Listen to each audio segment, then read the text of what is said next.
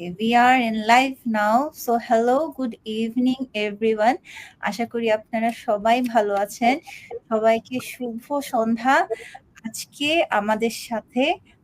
আজকে আমরা বেসিক্যালি কথা বলবো অনেক স্পেশাল একটা টপিক নিয়ে, সেটা হচ্ছে ট্রেড মার্কেটিং এবং চ্যানেল লিডারশিপের উপর। অ্যান্ড আমাদের সাথে আছেন আমাদের সবচেয়ে inspiring and special guest Fazle Rabbi ভাইয়া।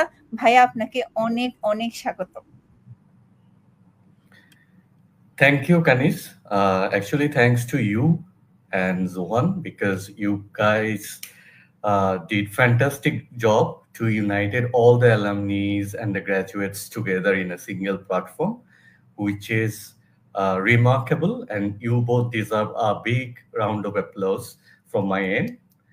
Uh, so yeah, it's my privilege to join the session today so that I can share my little experience with you and the others, if anyhow it get helpful to anyone.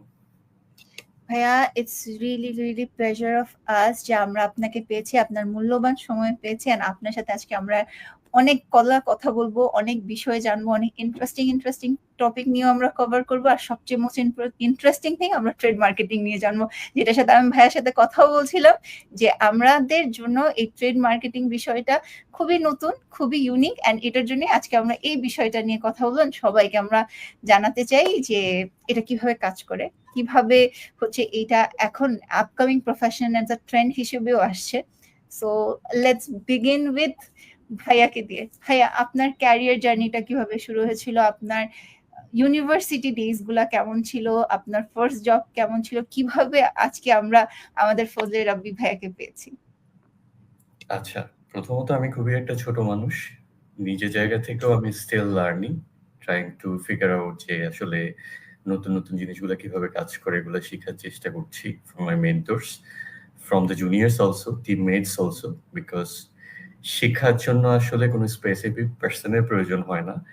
Anyone can learn from anyone.